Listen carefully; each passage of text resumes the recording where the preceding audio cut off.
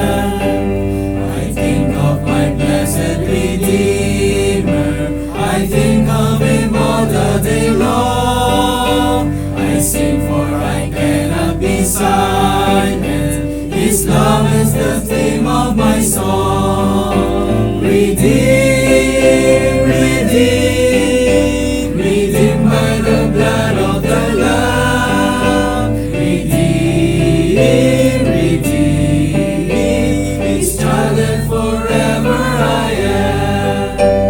I know I shall see His beauty, the King in whose way I delight. Oh, lovingly guarded my footsteps and giving me songs in the night. Redeemed, redeemed, redeemed by the blood of the Lamb. Redeemed, redeemed, His child and forever I am. Amen po. Makikipag-ayusan. Amen. Jesus, oh my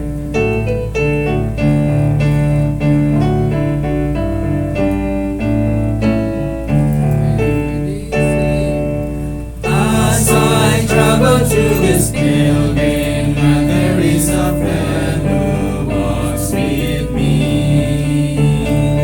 This visit me through the sinkings, and it is the price of Calvary.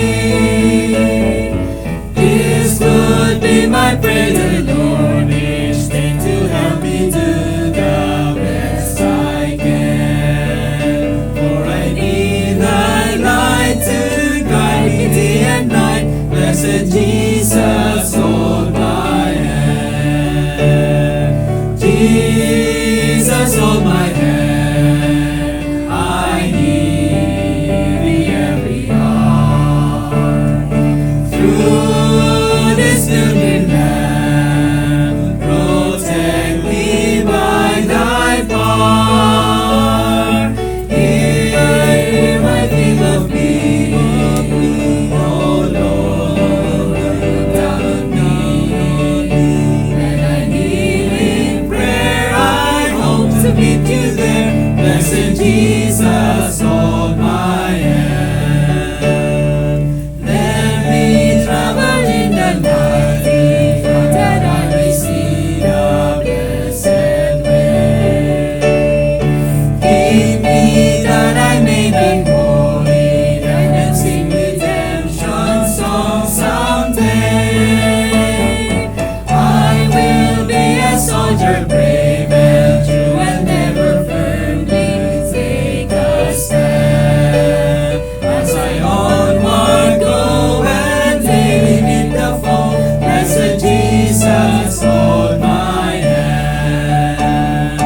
Jesus, hold my hand. I need thee every hour. Through this pagan land, protect me by thy power. Hear my plea of thee, oh Lord, look down on me. When I kneel in prayer, I hope to meet you there. Blessed Jesus, hold my hand. Amen.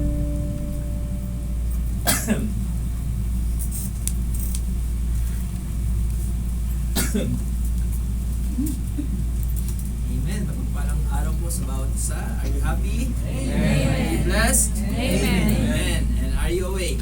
Amen. Sino po yung walang tulog dito? Okay, ano man ang mangyari, sama-sama tayong manambahan sa Panginoon at salamat sa mga kapatiran na nakarating. Salamat sa Padule family na biglang nag-inform na darating sila. Okay, ay di na surprise. Pero masaya po tayo lahat pag laging nandiyan po. Amen. Amen. Kasama po patuloy natin ang bawat isa. Si Sister Jean nandyan. Amen. Ni Homa. At si Brother Noel, si Brother Archie, everyone. Amen. Isa-isa yung mga pangalan. Pero salamat sa Panginoon dahil tayo po ay pinahintulutan ng Panginoon na magsama-sama muli every Friday. And speaking of Friday, wag mo natin kakalimutan that we have our regular Friday services and activities starting from our Bible doctrine class, our effective Bible student course. Amen. At meron din po tayong Friday morning service at ang ating pong evening activity will be starting from 4 o'clock, and that is our second session of our doctrine class, which is Mastering the English Bible, the Gospels, followed by our regular worship service in the evening. Huwag natin kalimutan na meron din tayong Wednesday prayer meeting and devotion. Maganda na kung meron po kayong chance opportunity or time ay supportahan po natin ang ating pong Wednesday prayer meeting and devotion. That is the time na binibigyan po ng pagkakataon din ng ating pong mga kalalakihan na maging devotion needed. Okay? So, pag-pray po natin ang mga men of the church na sila ay patuloy na maging well-equipped para si preacher ang lingkod ay meron pong kakatuwang sa larangan po ng pag-aaral ng salita ng Diyos. So, pag-pray po natin ang patuloy na success ng ating pong Bible doctrine class at marami po nawa na doon na sumali pa at maging estudyante ng salita ng Diyos. Yung pong ating effectual Bible student will hopefully be ended after 3 months. So, it's a 3-month course. At after that, ay magbabago tayo ng kurso ulit. Pero you will be given a certificate, 2 kinds of certificates. Number 1 is certificate of attendance. Kung naka-attend kayo pero hindi nyo nakuha yung mga quizzes and tests. And meron pong certificate of completion pag nakumpleto nyo po yung course. Okay? And then there will be awarding ceremony after. Then, yung pong ating mastering the Bible, ang tawag dito, the Gospels, ay matatapos yan after 6 months. So, from December, ay tapos na po tayo dyan. So, at least at the start of New Year, ay meron po tayong bagong course na naman. So, patuloy po tayong binibigyan, inaatasan ng Panginoon na mai-equip po ang ating po mga workers, ang ating po mga members of the church in terms of the Word of God. So, pag-pray po natin patuloy ang ladies fellowship sa pamumuno ng ating pong magandang Ate Leonie. Sana po ay matuloy na po ito. Magkakaroon po tayo ng meeting with regard to what will be the next program for this ladies fellowship. Hindi pwedeng puro men lang. Pag-usapan din namin ni Richard kung kailan tayo mag-resume sa ating Bible, basketball fellowship, kung kailan po natin sila pwedeng invite ulit para nang sa ganun makapag-win pa rin po tayo ng mga kaluluwa. And one of the program pala na nice natin gawin sa church na ito ay yung soul winning session. Para nang sa ganun na ang bawat isa ay matuto na mag-witness, matuto na mag-share ng gospel. And that applies, siguro mag-start tayo sa mga ladies. Kasi para nang sa ganun, kung meron tayong mga ladies na bisita, meron din kayong capability na mag-witness. Okay? So lalo hindi po natin include sa panalangin natin ang tagumpay ng gawain sa church na ito na mag-improve in every aspect. Okay? Yung mga improvement na ginagawa natin sa church is for the glory of God and for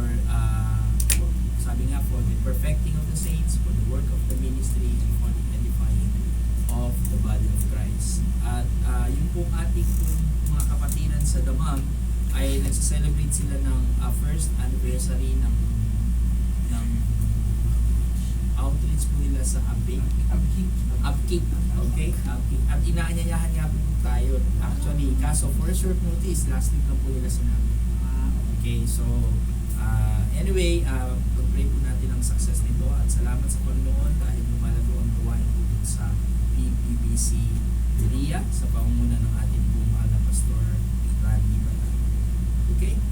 And pag-pray niyo po ang nilingkod ay kung lolooban ng Panginoon ay ako po ay magbabakasyon first of September. Pag-pray po natin yung tagumpay ng anniversary sa Tansa. Iniyahan po tayo ng ating pong mahal na Pastor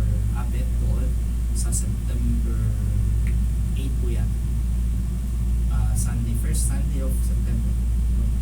Which is, I'm not sure kung hindi nga. Basta, yun po, kung kalooban ng Diyos ay makarating po tayo doon. And pag-pray po natin yung success po dito. Pag-pray din po natin si Uriel. Okay? Natutuwa tayo. Kita natin siya. Balang araw ay isa na rin po siya sa mag-preach dito. Amen. Amen. Pastor. Okay, maraming salamat po at pagpatuloy po tayo sa pananambahan. So,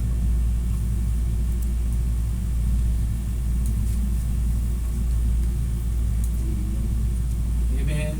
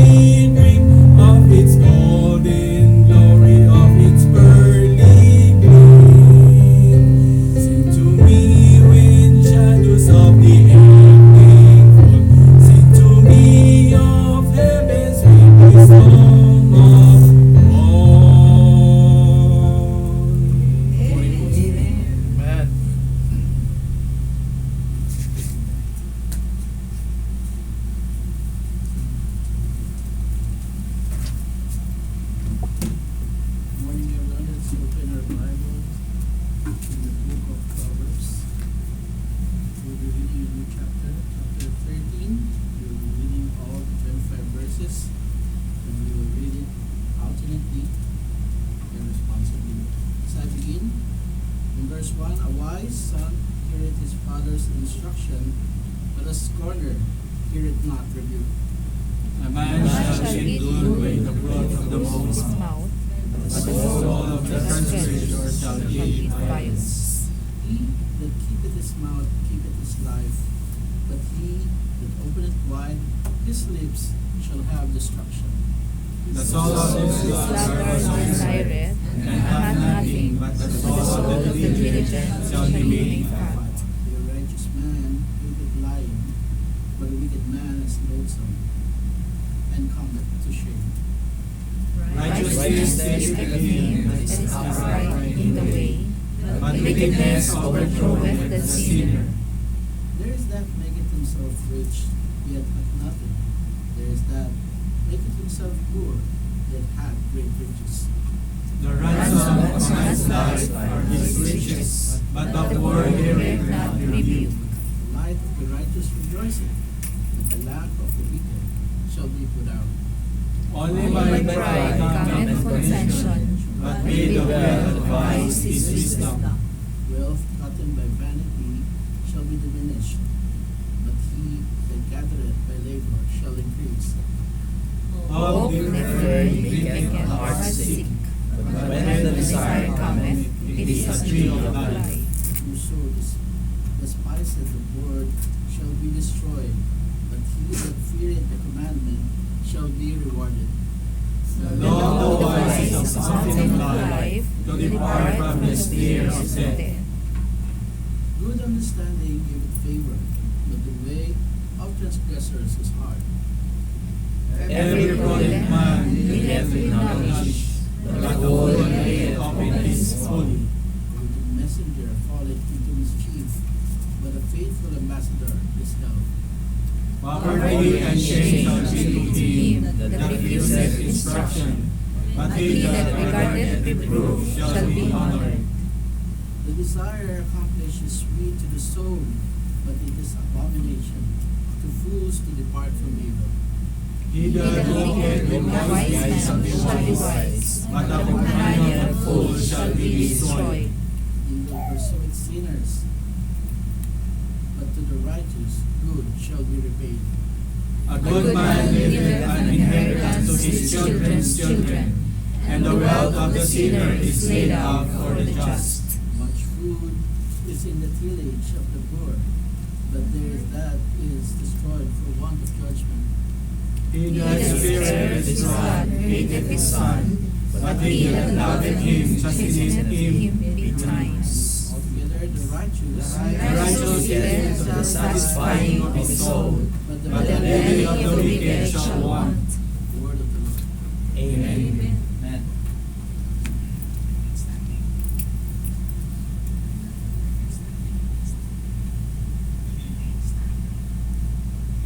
Amen po. Let's read our Malachi chapter 3 verse 10. Reading now, begin. Bring ye all the tithes into the storehouse, that there may be meat in mine house. And prove now, herewith saith the Lord of hosts, If I will not open you the windows of heaven, and pour you out a blessing, that there shall not be room enough to receive it. Let's pray. Ilang Diyos, mahabagin maraming salamat po sa mga ito. At maraming salamat po sa nakalipas na gabi sa kapahingahan at nagkaroon po sa bawat isa sa amin. Maraming salamat po sa mga kapatid na nandito na patuloy pong nagpapagal at nagpapagal sa inyo, Ama. Upang kayo po ay sambahin sa Espiritu at katotohanan. Maraming salamat po sa patuloy na pag-iingat niyo po sa amin at kami po ay marating ng maayos at ligtas dito sa inyong parang mahal. Maraming salamat din po sa lahat po na kanyang biyaya na natatanggap sa patuloy po yung kalusugan na patuloy niyo po pinapahiram sa amin. And nawa, Lord, patuloy niyo po kami bigyan ng wisdom para po lumago po ang aming mga espiritu at hindi po ito manghina sa anumang mga pagsubok na dadating. And maraming salamat po sa kaloob na amin pong ibinabalik sa inyo at nagbumula po sa inyo.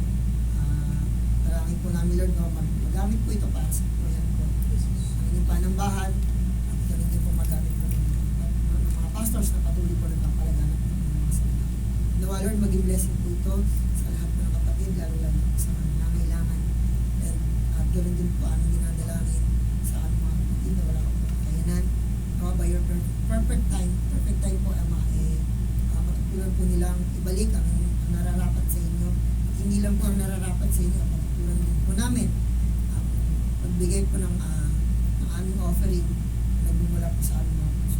Nawa Lord, patuloy po kami nananalangin na bakuran niyo po sa panambahan sa araw nito na hindi po kami gambalain ng umaga hanggang mamaya ng gabi po. Hindi po kami gambalain ng sino man ng kaaway.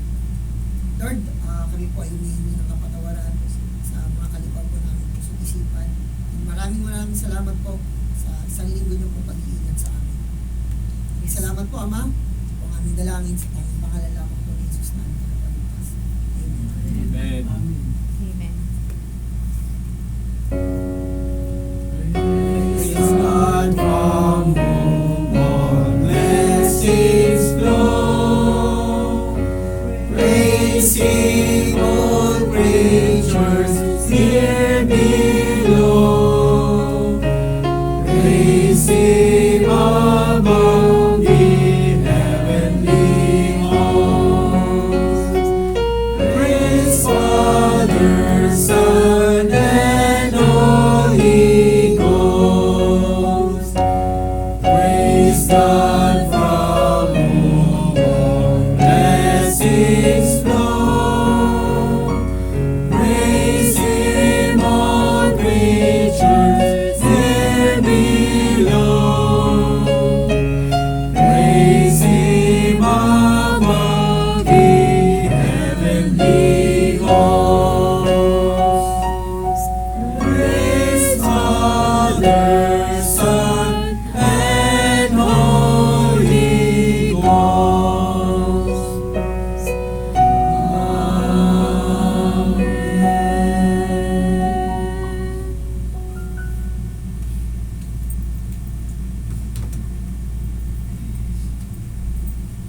Ito yung mag-awitan. Sa habang nag-ibigay po ang ating choir.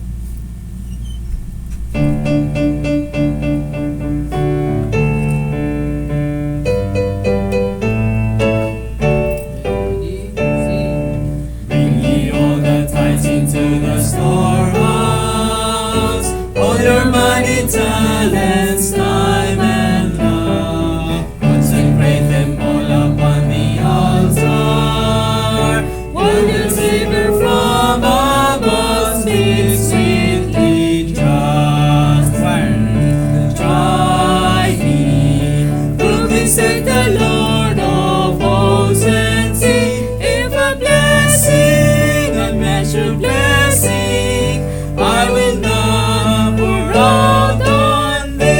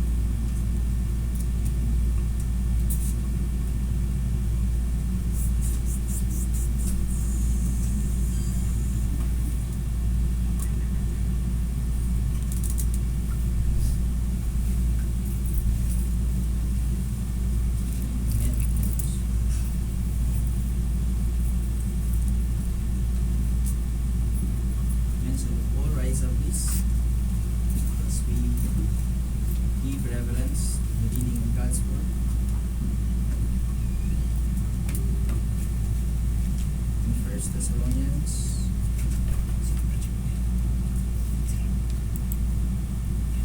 2 verses 1 to 20. We are reading it responsively because I read verse 1 to verse 2 until we finish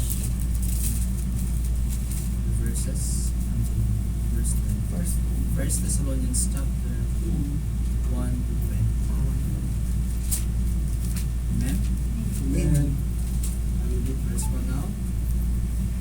For yourselves, brethren, know our entrance in unto you, that it was not in vain. But But even after that, we have heard some, and were shamefully entreated, as ye know, at Philippi, we were bold in our God to speak unto you the gospel of God with much contention. For our exhortation was not of deceit, nor of war in God. But as we were allowed of God to be put in trust with the gospel, even so we speak, not as pleasing men, but God which trieth our hearts. For neither any time used we flattering words, as you know, nor a cloak of covetousness. God is witness. Nor of men sought we glory, neither of you, nor yet of others, when we might have been burdensome as the apostles of Christ. But we were gentle among you, even sinners to cherish their children. So being affectionately desirous of you, we were willing to have imparted unto you not the gospel of God only, but also our own souls, because you were dear unto us. For ye remember, brethren, our labor and travail, laboring night and day, because we would not be chargeable unto any of you. We preach unto you the gospel of God. Ye are witnesses, and God also, how holily and justly and unblamely we behave ourselves among you that believe. As you know how we exhorted and comforted and charged every one of you as a father doth his children. That ye would walk worthy of God, who hath called you unto his kingdom and glory. That ye would walk worthy of God, who hath called you unto his kingdom and glory. For his cause also For his Cause cause also thank we God without ceasing, because when ye received the word of God, which ye heard of us, ye received it not as the word of men, but as it is truth, the word of God, which effectually worketh also in you that believe. For ye, brethren, became followers of the churches of God, which is in Judea, are in Christ Jesus. For ye also have suffered like things of your own countrymen, even as they have of the Jews. who both Killed the Lord Jesus and their own prophets, and have persecuted us, and they please not God, and are contrary to all men. Forbidding us to speak to the Gentiles that they might be saved, and fill up their sins in all way, for the wrath is come upon them to judge a host. But we, brethren, being taken from you in short time presence, not in heart, endeavored the more abundantly to see your face with great desire. Wherefore we would have come unto you, even I, Paul, once again and again, that Satan hinder us. For what is our hope, or joy, or crown of rejoicing? Are not given ye in the presence of our Lord Jesus Christ at his coming? Let's pray. Maraming Diyos na pagpala sa lahat. Kami po ay nagpupuri sa inyo. Ang ilang pangalan. Binigyan mo kami ng pangalan ng salita. Ang aming mga mahal na kapatid ay makapakinig. Malaman ang pagkakaman ang prinsipyo na aming pong maririnig sa araw nito. Prinsipyo na siyang magsisilbing basis ng aming pong Christian life. Kung paano po namin gawin ang ministeryo dito sa church na ito. Kung paano kami gumawa sa inyong pong gawain.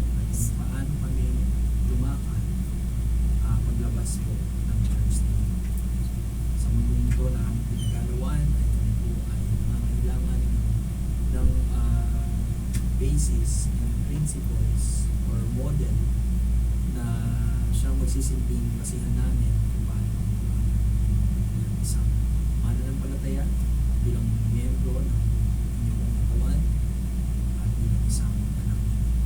At ang piling ko sa oras na ito ng Diyos ay ang banal na Espiritu ang umusap sa bawat isa. At ang banal na Espiritu ang minister sa aming buong isip. At ang banal na Espiritu ang siyang bumili sa akin po ng wisdom to guide me into all truth and nothing but the truth. Na siyang akin po, na siyang babanggitin sa pulpito na ang bawat salita na lalabas sa aking bibig ay maging ayon lamang po sa ninanais ko na marinig po ng bawat isa.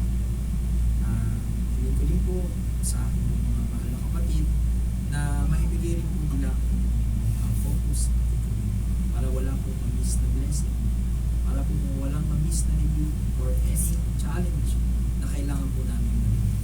At sa ganon ay kami po ay ma-revive spiritually, ma-restore ang aming pong tamang mindset sa paglilingkod sa inyo. At paglabas po namin sa gawain ito, ay handa kaming maglingkod, handa kaming kilalanin kayo bilang aming Panginoon, aming Master, at kami ay inyong pong servant.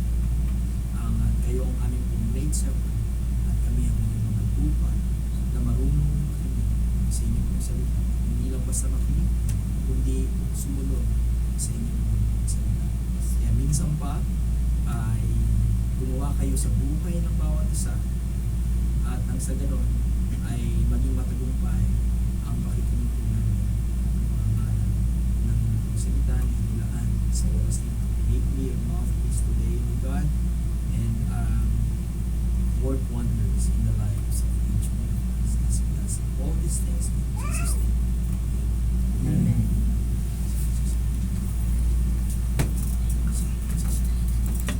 Amen. So, tingnan po natin ang 1 Thessalonians 2:1-20.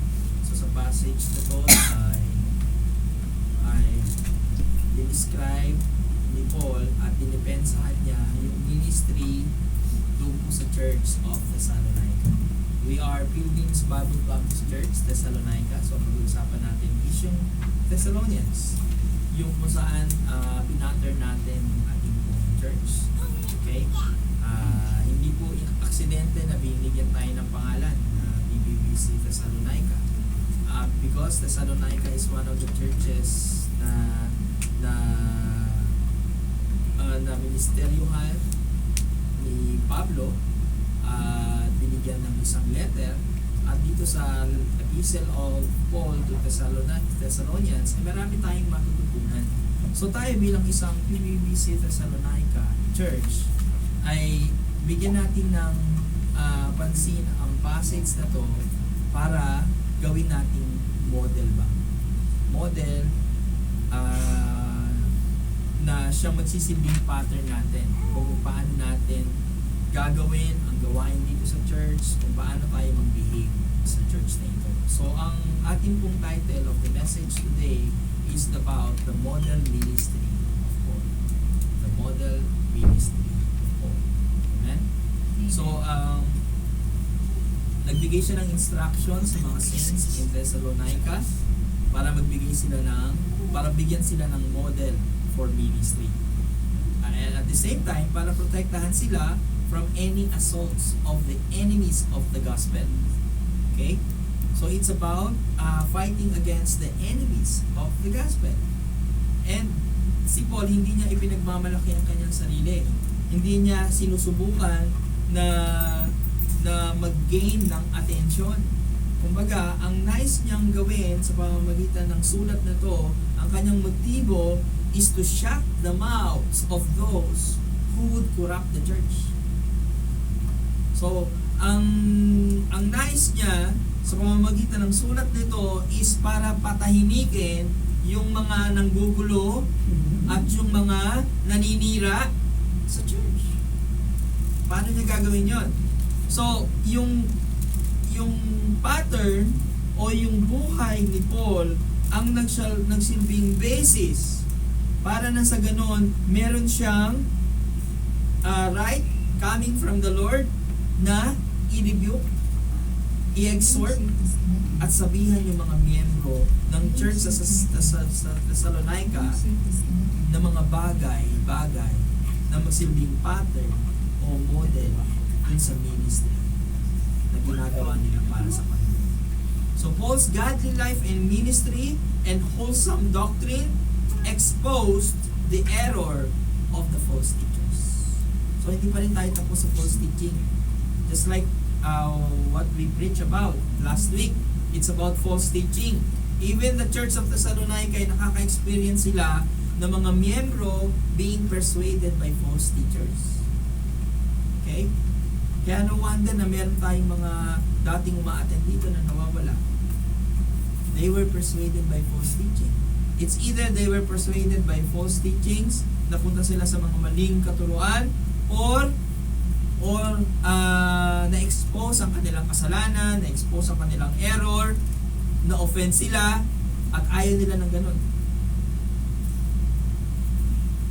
Kaya ang isang church na nagtuturo ng tama at mali, nagtuturo ng kasalanan, ay hindi dadami yan ng sobrang dami tulad ng mga mega churches. Bakit? Kasi ayaw ng tao o kahit ng mga Kristiyano na sila'y napagsasabihan. Yun yung problema. Na-offend sila agad. Okay? And that is a sign of immaturity. And part of the three types of men, carnality. Amen? So the passage in this passage na atin pong binasa yung buong chapter ng chapter 2 of 1 Thessalonians, ang pinaka summary nito ay makikita natin doon sa verse 10. Sabi dito sa verse 10. Sabi dito, ye are witnesses, and God also, how holily and justly and unblameably we behave ourselves among you that believe. So the question is, how did Paul behave himself for him to have the model ministry? Paano niya binehave ang kanyang sarili? So titingnan natin si Paul as a model. Since ang pinag-uusapan natin dito is the model ministry of Paul. So number 1, let us look at Paul's honesty. So verse 3 to 6, sabi dito sa 1 Thessalonians chapter 2 verse 3. For our exhortation was not of what? Deceit, nor of uncleanness, nor in guile. So there are three things. Number 1 is not of deceit, not of uncleanness, not of guile. So number 1 is not of deceit. Ibig sabihin, Paul was honest. Paul is an honest preacher. Paul is an honest missionary. Paul was not deceitful or devilishly cunning. Pag sinabi natin devilishly cunning, yung fraudulent act, yung mahilig sa fraud, yung isa ay isang scam. Siya ay isang scammer lang. Di ba iuso ang scammer ngayon? Uso yung nag-i-scam na tatawagan ka, kunwari siya ay part ng bangko, tapos ikaw naman ay maniniwala, magpapaloko pa naman. Di ba? So si Paul is an honest person. Paul's Christian character was spotless, and he is the example of every preacher and teacher and church leader. Siya ang number 1 sa list pagdating dun sa pagbibigay ng magandang example when it comes to character. So Christianity, ang problema has been terribly corrupted by the countless men. Marami kang mababalitaan na mga pastor na nangloko, mga nang tinakbo 1, 2, 3 yung pera ng simbahan, mga pastor na nangalunya, mga pastor na nag-cause ng split ng church and everything. Pero si Paul ay nagpakita ng magandang karakter.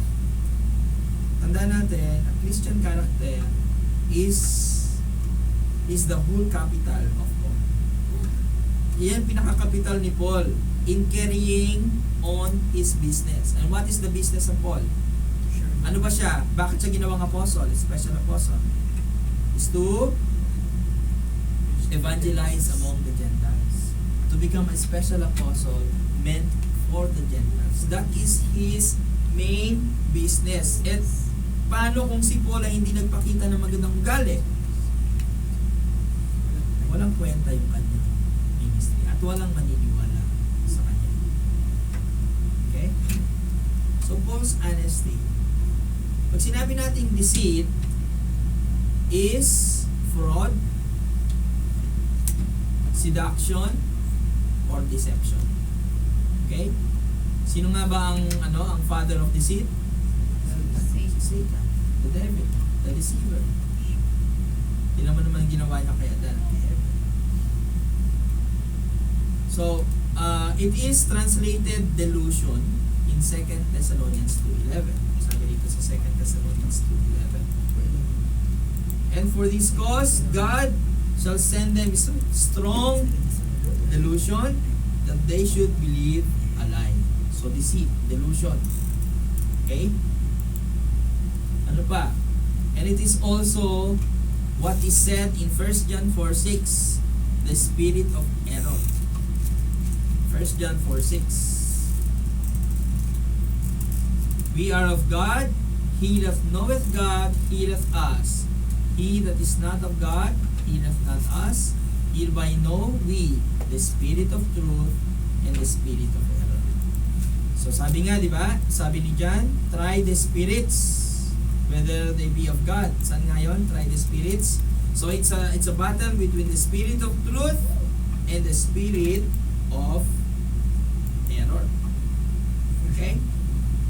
Kaya nga ang isang Kristiyano is always be on the side of truth. Hindi ka mag-side dun sa mali.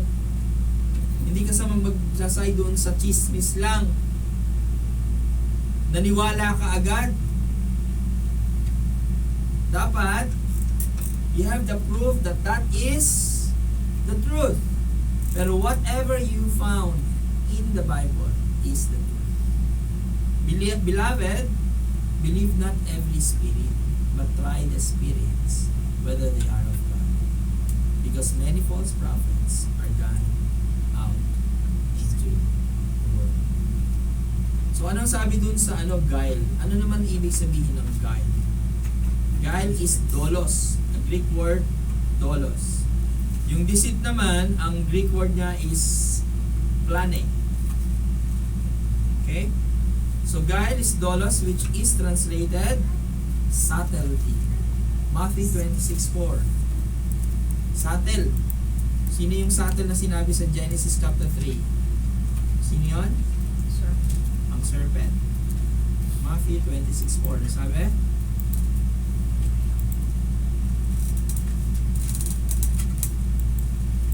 Matthew 26:4, and consulted that they might take Jesus by subtlety and kill him. Okay? Anong ibig sabihin ng subtlety?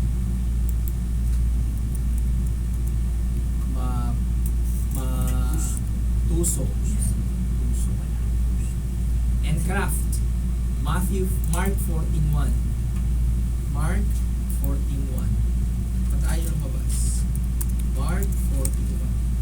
After 2 days was the feast of the Passover and of unleavened bread, and the chief priests and the scribes sought how they might take him by craft and put him to death. So to describe the Pharisees' secret plans to destroy Christ. So ano mo ka mga sikretong plano? Meron ka pang secret motive. May mga sikreto ba tayo? Bakit tayo pupunta dito sa church? Ano ba yung mga sikretong motibo natin? Diba? Pero si Paul is honest person. So these Pharisees pretended to respect him as a rabbi, but in truth, they hated him and were plotting his demise. Imagine. mga pretender, mga great pretender, mga dito sa atin, meron ba mga mapagpanggap dito? They were subtle like the devil. So ang subtlety character belongs to the devil. Kaya si Paul, being an honest person, ay sinasabihan niya mga taga-Thessalonica to be honest all the way. Every one of us must be a man of honesty. Wala na dapat puwang sa atin ang kasinungalingan. In every aspect of life. Pag ikaw ay nakikipag-deal sa business, you should be honest. Kapag ikaw ay may business ng bigasan, hindi mo binabago yung timbangan. Di ba? Merong mga ganon na pag tinimbang ka, ngunit Kulang. sobra. Sobra yung tumaba. Di ba? Honest dealing. Saan pa natin i-apply ang honesty? Honesty sa work, sa time. Baka yung 8 hours mo sa trabaho, ang talagang tinabaho mo lang ay 1 oras, 7 hours, pakapakape lang, pa-break lang, pa-Facebook lang. Kailangan you should be honest. Ano pa? Saan natin i-apply ang honesty? Sa mga estudyante, dapat di nagkokopyahan. Ano pa? Honesty sa mukha. Pakita mo kung ano yung mukha mo. That's right. Amen. Di ba? Maraming bagay na dapat i-apply natin ang honesty. Huwag yung isang side lang ng buhay mo. Ang honesty should be all the way. Every part, every aspect of life. Maging honest ka sa tao. Hindi mo pwedeng masabihin honest ka sa Diyos, pero hindi ka honest sa tao. When it comes to honesty to God, honesty sa pagbibigay ng tithes. Hindi mo pwedeng lokohin ng Diyos. Lord, ito po yung tithes ko, 1,000, pero dapat po ng tithes 2,000. Hindi mo pwedeng ilokohin ng Diyos. Alam niya. Unang-una siya nagbigay ng sweldo mo. Kung magkano yung sweldo natin, magkano yung income na ibigay ng Diyos sa atin, yan. Diyan magbabase yung ating tithes. Honesty sa asawa. Tulad ng sinabi ni Brother Jen, yung pinadala niya ng picture, yung asawa niya. Paano kung asawa pala ng asawa? Diba? Honesty is applicable in every aspect of life. Tandaan ko natin. At tayo, bilang isang Kristiyano, dapat nagsaset tayo ng magandang example. Paano kung nalaman nila na ikaw ay taga-church, ikaw ay isang Kristiyano, pero nangunguna ka sa dishonesty sa trabaho? How can you win them? Diba? Honesty. Mahalaga po yan. Mahalaga ang honesty. Amen? Amen. Number 2 is false candor. Ano yung candor? Paul was a man of candor. What he said in public, he said in private. So it has something to do with honesty as well. Pero it's more of frankness when you say something. So it is applicable to everyone who teaches and preaches here. And it is applicable to anyone who exhorts or rebukes someone. He was not a plotter and a deceiver. He was not a religious politician. Hindi ba ang mga politician, known sila sa pagiging bolero. At meron silang hidden agenda. Kaya namimigay ng pera pagdating sa eleksyon kasi yung agenda nila, manalo sila sa eleksyon, at pag nanalo na sila, sa kanila kakamkamin yung pinamigay nilang pera doon sa mga botante. Hidden agenda.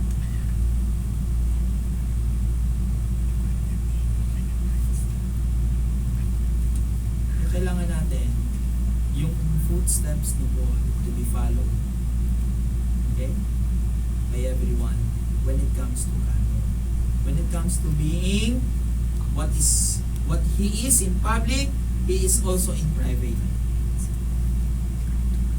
So si Paul, hindi siya mapagpanggap. Kung ano ang buhay niya na nakikita externally, yun ang buhay ni Paul na nakikita internally with God. Hindi pwedeng banal ka sa church, tapos worldly ka sa labas. Wala siyang dalawang mukha. Hindi siya artista. Hindi siya con artist. Ang mga artista, magaling silang mag-act kung anong role nila, nagagawa nila yon. Magaling yan, galing mong artista.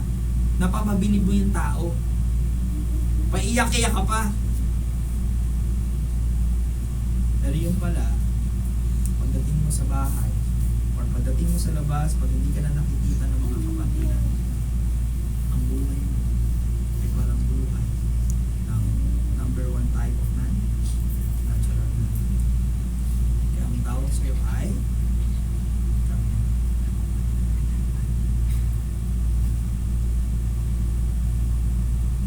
And isa pa, sabi ron, sa 1 Thessalonians 2:5. Sa 1 Thessalonians 2:5, sabi ron,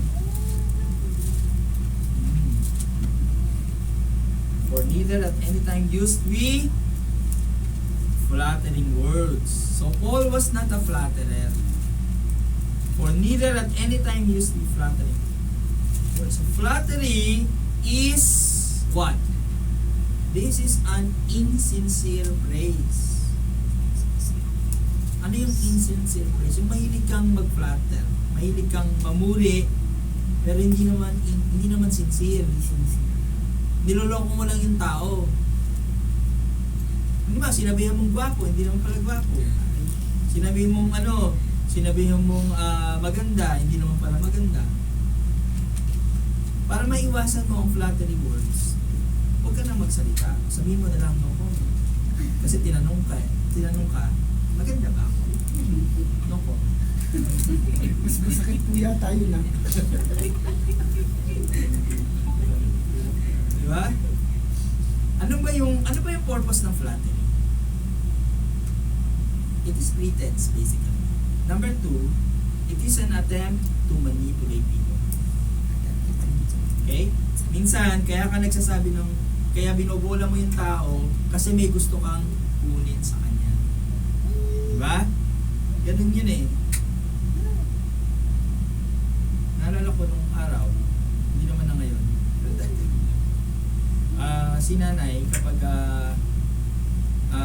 tawag dito, magte-text sa akin yan pag malapit ng katapusan. Tapos hindi lang magte-text, mag-video call pa. Ang gwapo-gwapo mo ngayon. Nanay, tumigil na kayo, alam ko katapusan na. Kahit hindi niya nasabihin, alam niyo ko na yan, gano'n. Nag-video lang si nanay. Nagsasabi naman ako.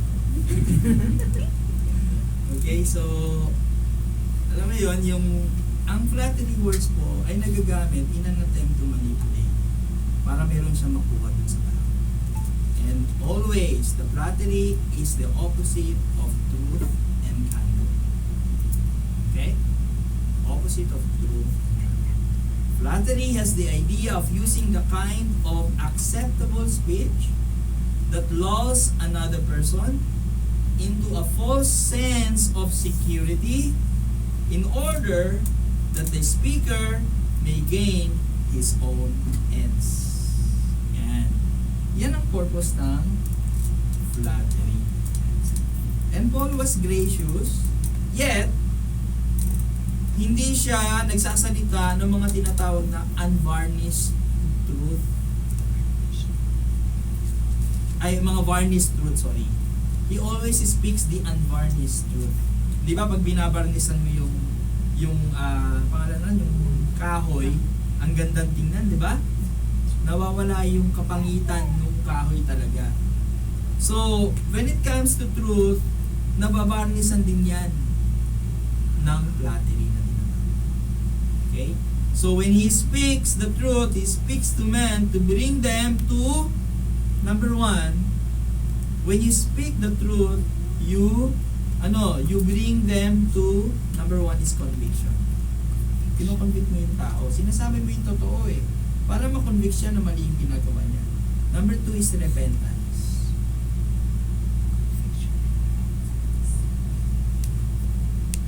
Amen? And number three is what? Love.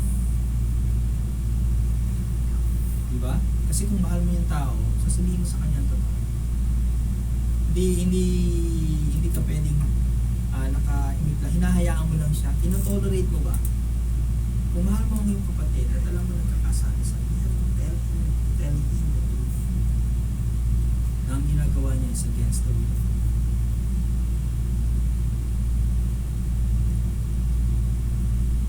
Kaya nga, when you preach here, you preach the truth. Hindi mo sinasala, ay nandito kasi si brother, hindi ko pwedeng sabihin. O kaya, may dumating na mayor, member ng church. Ay, hindi si mayor, hindi ako pwedeng mag-deal about corruption. Hindi ako pwedeng mag-preach about adultery, fornication. Diba? Hindi pwedeng ganon ang klase ng teaching and preaching ministry dito. Dapat, ang model ministry natin, yung ministry ni Paul, kung saan it speaks of honesty and it speaks of candor. Okay? Number three character of Paul for him to become a model ministry. Number three is Paul's purity. Amen? Sabi rin sa verse 3 ulit, sa 1 Thessalonians 2:3, for our exhortation was not of deceit nor of uncleanness. Pag sinabing uncleanness, hindi malinis. Verse 3. Ito ay contrary doon sa sinasabi ni Peter sa mga false prophets. Ano yun? Sa 2 Peter 2 verse 10. Sa 2 Peter 2:10, sabi niya rito, but chiefly them that walk after the flesh, in the lust of uncleanness, and despise government, presumptuous are they, self-willed, they are not afraid to speak evil of dignities. So ito yung dinescribe ni Peter as mga false prophets. Kaya nga isa sa katangian ng isang false teacher, false preacher, false prophet, yung kanilang buhay. Magugulat ka na lang, mababalitaan mo na lang, marami pala siyang mga kabit. Marami pala siyang mga secret na mga gambling business.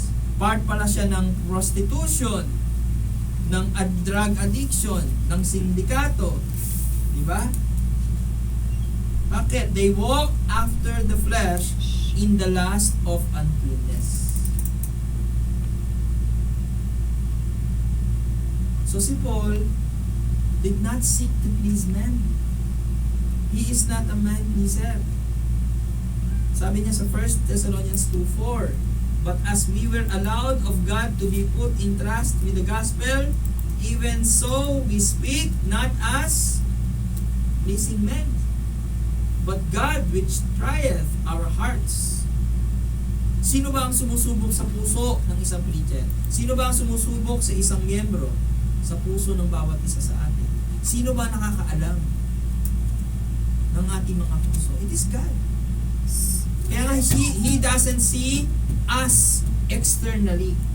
Kaya nga nung pinili niya si David, nakita niya ang puso ni David. Na pure ang intention. Kaya nga alam ng Panginoon, if you come to church just to please men, alam niya yan. Hindi niya maitatago.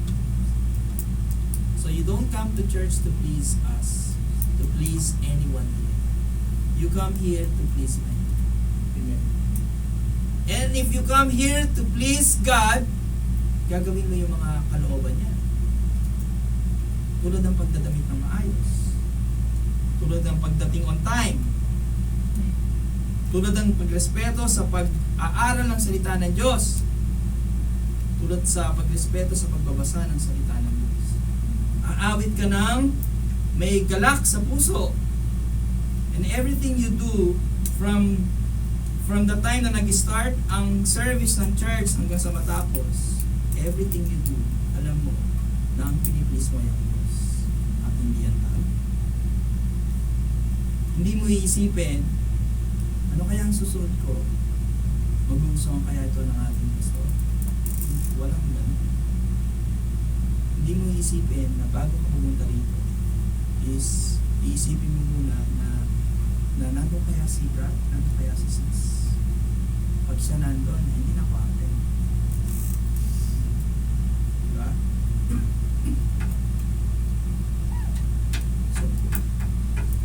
So Paul's purity in heart. Okay?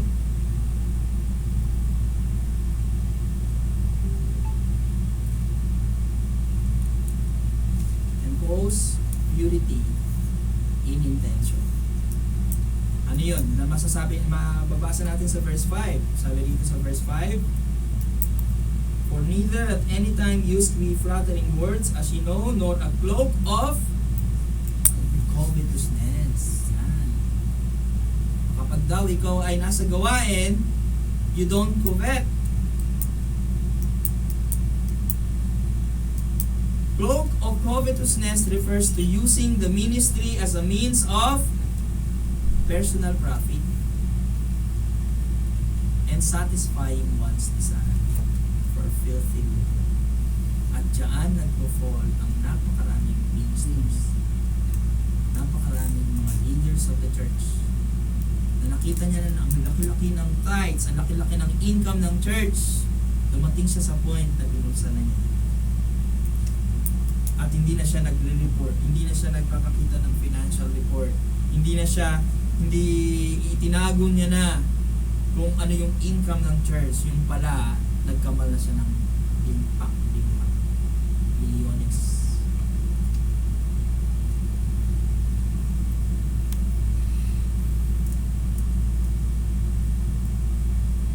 So Paul means that he had not used his apostolic office to disguise or conceal. Walang disguise sa buhay ni Paul. Walang concealment. Walang concealer sa mukha. Pinapakita yung talaga na. Ganun yun. Ha? So Paul did not seek glory from man. Sabi niya sa verse 6, nor of men sought we glory. Okay? Neither of you, nor yet of others, when we might have been burdensome as the apostles of Christ. So ang glory always belongs to God. He wanted all glory to go to God in Jesus Christ. He was not trying to make a name for himself. Hindi ka gagawa ng titulo sa church na ito at ikaw'y mababansagang ganito because of your excellence or anything. No. Meron siyang same spirit as John the Baptist who said of Christ. Sabi ni John the Baptist sa John 3:30, he must increase, but I must increase more. Hindi. I must decrease.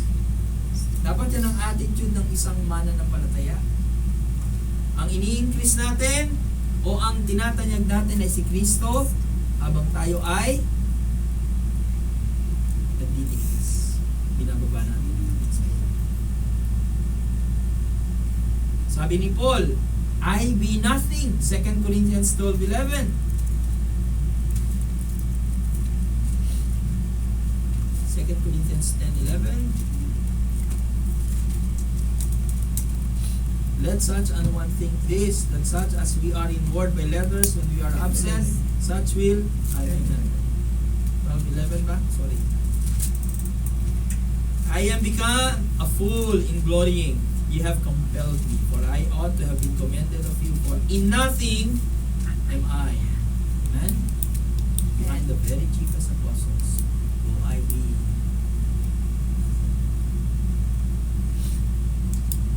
Kinoconsider niya ang sarili niya as nothing sa harapan ni Kristo. Dapat ganyan lagi yung attitude natin. Ano ba yung attitude ng isang nanalangin nung siya ay humarap sa Panginoon? Between ang comparison between the prayer of the Pharisee and the prayer of a publican. Sabi ng Pharisee, "Thank you Lord, hindi ako tulad ng publican na to. Ako'y nagbibigay ng tithes, ako'y umattend sa templo, ako'y nagpa-fast, ako'y nagbibigay sa mga hirap. Hindi tulad itong publican na to, na makasalanan." Pero anong attitude ng publican? Ang attitude ng publican, hindi siya makatingin sa Diyos. Ayuko siya at in-stroke niya yung kanyang Diyos. Sabi niya, "Have mercy on me, a sinner."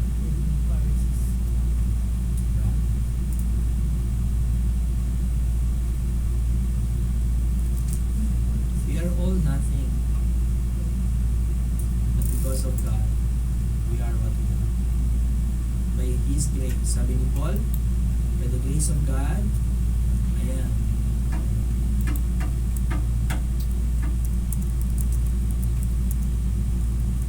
He called Himself less than the least of all saints. Ephesians 3. Ephesians 3. Nakita natin yung kababaan niya. Ephesians 3.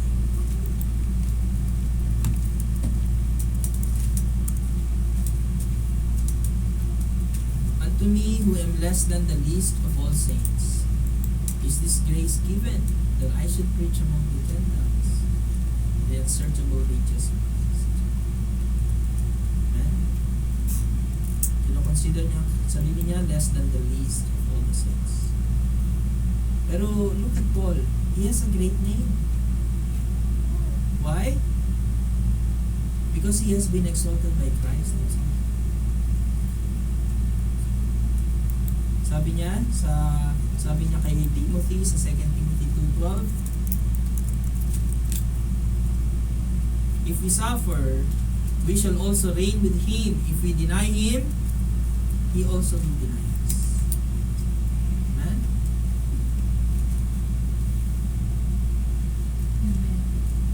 If we deny Him. Do we deny Christ? May mga times na meron ka sanang chance na i-share ang pangalan ni Kristo, ang ginawa niya sa krus ng Kalbaryo, but you chose to deny Him. Nangyayari ba sa atin yan? Sabi niya sa Matthew 5:5, si Kristo mismo nagsabi, "Blessed are the meek, for they shall inherit." Amen? Amen. So, normally, tayo lalo na, as naturally sa isang tao, na kapag ikaw ay napopraise, lumulundag yung puso mo. Di ba? Kapag nasabihan ka maganda, nasabihan mo gwapo, nasabihan mo magaling mo talaga, ikaw na. Kapag nasabihan na ikaw ng pinakamagaling na empleyado na nakilala ko sa office na to. Di ba? Lumulundag yung ating puso. Pero tandaan natin, ganoon, natural lang yun, pero you always have to control yourself. To the point na imbes na ibigay mo yung glory sa Diyos, kinukuha. Because you have been emotionally lifted. Overwhelmed ka with your emotions. So, kontrolin niya natin. Why? Bakit natin kailangan kontrolin yung ganyang klase pagdating sa praises of men? Dahil darating ang na kapag hindi ka natin praise, hahanapan natin. Pero kung ang attitude mo every time that you do something, you do it for the Lord and not for men, is kahit hindi ka purihin, kahit hindi ka sabihin, kahit walang makapansin sa'yo, kaya mo rin pumunta.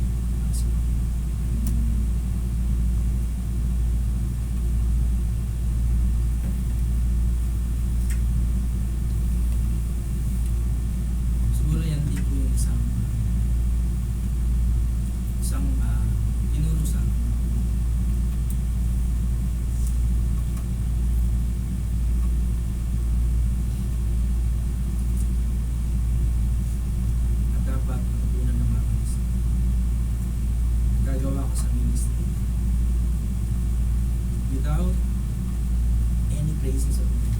Matatanggal. Para lang sa ganun, kahit mag-isa ka lang, kahit iilan lang kayo, is kaya mo dahil hindi mo ina-expect. You don't have expectations from men. You only expect that God will be pleased sa ginagawa mo para makapagpatuloy. Dahil once na ang attitude mo, isinahanap mo ang praises of men, ang puri ng tao, at pag nawala na yun, then mawawala ka. So tayo, nandito sa church, hindi para mag-seek ng praises of men. Tandaan natin. So lagi mong iisipin na kapag dumating ka sa point that you want to give up, or you don't want to attend, or you don't want to do the ministry entrusted unto you, yung ba ay makakapis sa Diyos? O dahil sa you were expecting something from them? Si Paul, ginawa niyang lahat for the sake of the gospel of Christ. Ginawa niyang lahat to glorify Christ. Sana ganun yung mga tayo. Amen? Amen. Ano pa? There is Paul's gentleness and compassion. In 1 Thessalonians 2:7-8. 1 Thessalonians 2:7-8. So meron tayong honesty ni Paul, may candor, at merong purity. Number, purity in his ano na tawag ito? In his heart, and purity in his intention. Now, Paul's gentleness and compassion. 1 Thessalonians 2:7.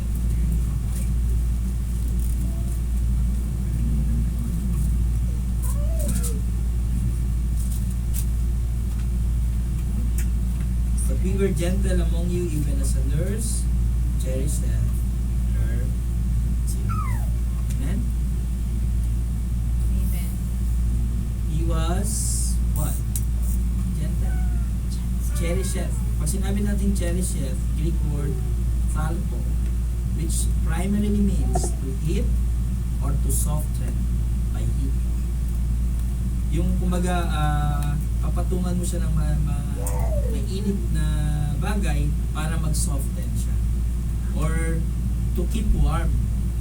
Or parang ano yon, parang yung mga ibon covering their young with their feathers para to keep them warm. O yung mga manok, di ba, na yung mga itlog ay anong tawag doon? Nililiman para to keep them warm. Kasi pag ginawa niya yon, ano mangyayari dun sa itlog? Is magka-hatch siya, yung hanggang sa maging kiti na siya. Okay? So, to cherish with tender love. Yeah. To foster with tender care. So, yung nurse dito, hindi yung nurse na si nurse na Nurse G o Nurse Carla. Hindi. Ang nurse dito is actually the mothers. Okay? The nurse here is the mother herself. The children of her own self. So her own children. Diba ang mga mother are the best nurses in the world.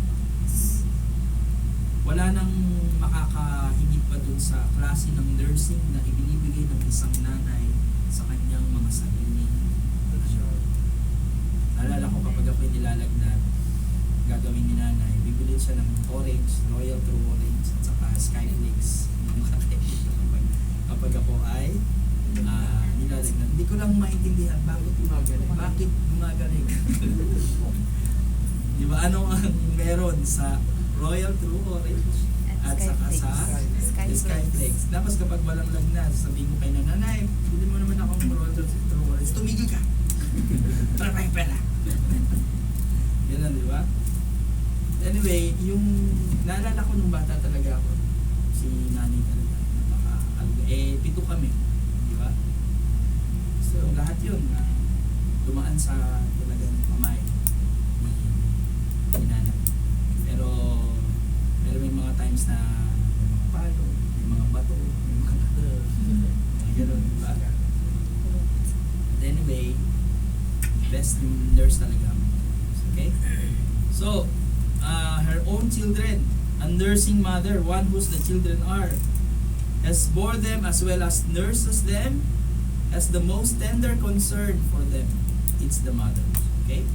The mother lays them in her bosom and hugs them in her arms, and so warms and cherishes them, gives them the breast, bears with their frowardness, condescends to do the meanest things for them, and that without any self-interest, from a pure parental affection for them. So this was Paul's relationship with the churches he founded.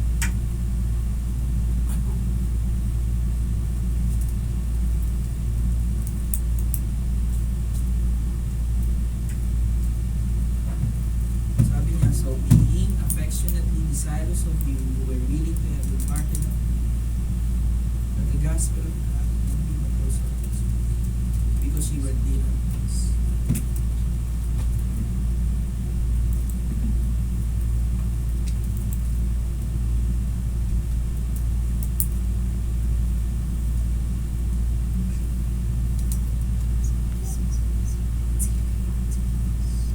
And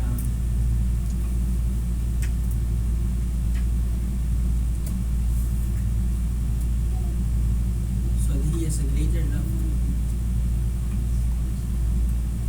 on the part of the pastor.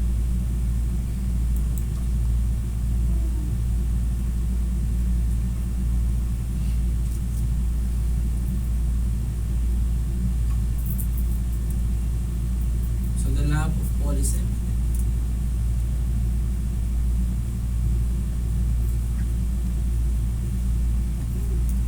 Siguro yun yung tawag doon.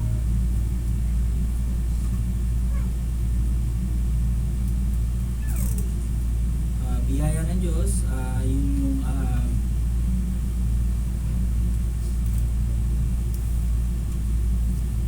yun yung nais ng Diyos na ibigay natin sa church na ito, yung tinatawag na genuine love. Regardless of regardless of the members of the church.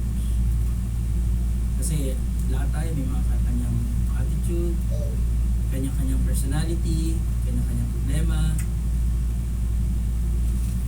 Ngayon Paul, nagawa niyang i-bear lahat.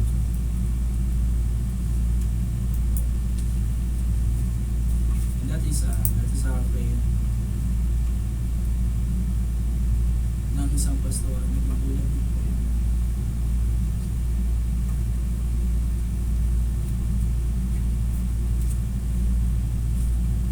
So he's gentle and compassionate sa bawat member.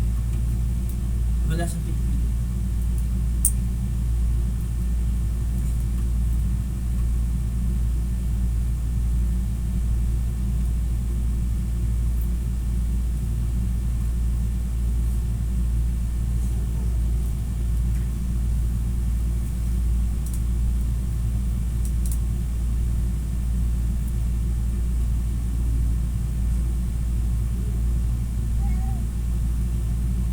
Let's pray.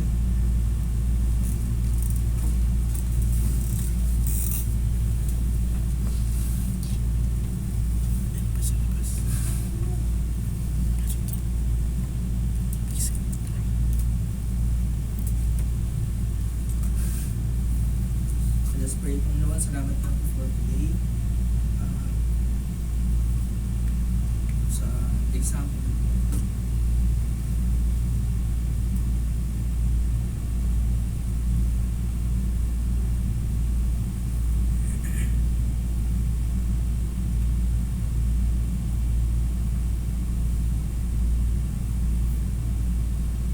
Salamat po sa kanyang pagmamahal sa Kristo.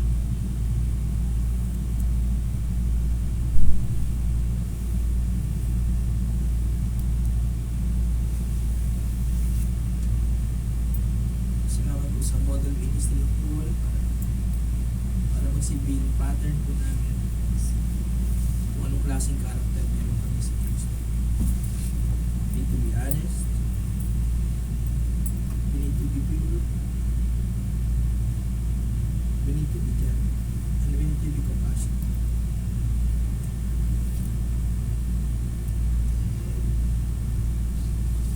At ito po yung dapat ang maipakita po namin sa church na ito. Na we are not men pleasers.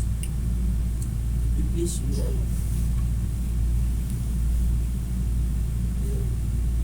Pag kami gagawa sa ministry, huwag namin i-allow ang aming sarili, Lord, na kunin mo yung praises. Because this is not our ministry.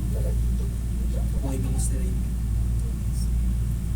Para sama-sama kami, Panginoon, na pupurihin kayo lamang at hindi mo na tayo. Kaya kami aatin ng church. Kaya kami magpapagalo sa gawain. Because we are good for you. Napatutuloy kami, Lord, na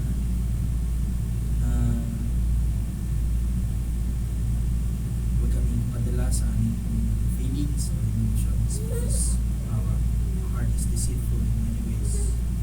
We need to be objective. We have to have a proper mindset in serving the Lord. Na maging maayos po ang church na ito in every aspect. Kami makataan ng magandang ehemplo saan man kami gumaroon. Para ang tinatanyag namin ay hindi yung pangalan namin, Panginoon, kundi ang inyong pangalan lamang sa aming buhay. Kahit hindi kami magsalita, they can see Jesus in us, Lord. Sa aming trabaho, sa aming mga kanya-kanyang pamilya, tahanan, sa doon kami pumaroon, lagi po namin iisipin yung bang gagawin namin, yung bang sasabihin namin, lahat bang ito ay magbibigay po sa inyo. Lord, salamat po dahil binigay niyo po ang passage na po today for us to realize yung aming po mga shortcomings, yung aming po mga failures, and forgive us, O God, sa aming pong pamalian, sa aming pong mga pagkakisan. At nawa, labas po namin ng church na ito, dala-dala po namin yung pong character of honesty, of purity, of candor, of gentleness, and compassion. Tulad po. Higit sa lahat, tulad din po ni Paul, sabi niya, follow me as I follow Christ. So we will follow Paul as we follow Christ as our perfect example. Okay, Lord, individually, nais ko po present sa inyo ang aking po mga mahal na kapatid. May kanya-kanya po kami mga spiritual na pangangailangan. Kayo po nakababatid ng puso ng bawat isa. Kayo po ang mag-purify ng bawat intention, ng bawat puso, ng bawat isa. Kayo naman din po ang magre-reveal kung ang aming intention is not good. Pero nawa, ang desire po ng bawat isa is maging kapuli-puli sa inyong pangalan, to become a vessel unto honor, to become an instrument of righteousness, and to become a channel of blessings. Salamat, Lord, for this wonderful message. Na minsan pa pinaalala niyo po sa amin on how we need to behave in this church. Salamat, Lord. Kayo po ang bahala sa bawat oras pa na bubunin today. Bless your kapot, sanctify ang aming po doctrine class mamaya. Yung aming pong second service for today, that is the evening service. At salamat, Lord, for everything. Pinupulit po namin kayo. Ito po ang masamang panalangin sa pangalan ni Jesus. Amen.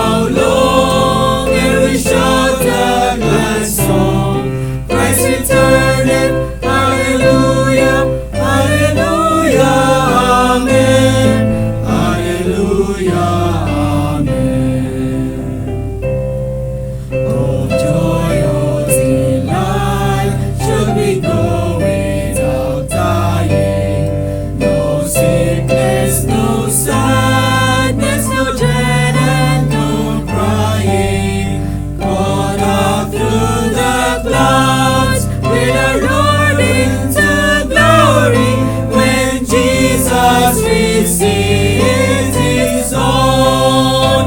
Oh Lord Jesus, how long will we shout a glad song? Christ returneth, hallelujah, hallelujah, amen. Hallelujah,